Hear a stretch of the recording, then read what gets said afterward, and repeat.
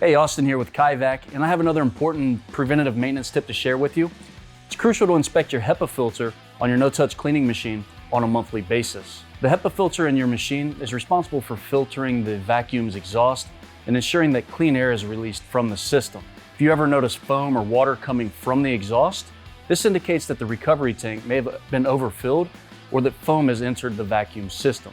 A wet or saturated HEPA filter can create a loss of suction, so it's essential to inspect and replace the filter.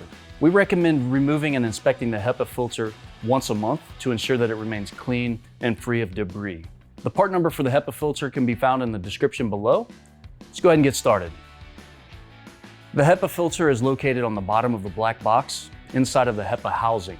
To remove the filter, simply rotate the cover 1/8 of a turn and then lower it from the housing. Unscrew the HEPA holder counterclockwise and allow the filter to fall out.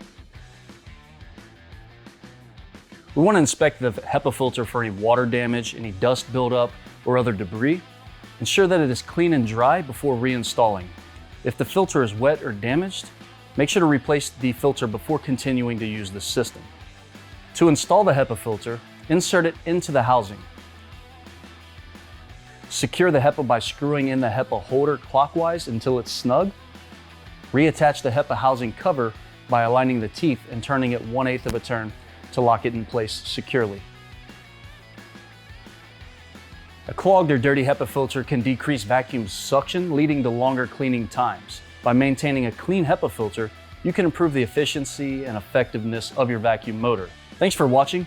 Don't forget to subscribe for more tips on maintaining your KaiVac equipment. I'll see you in the next one.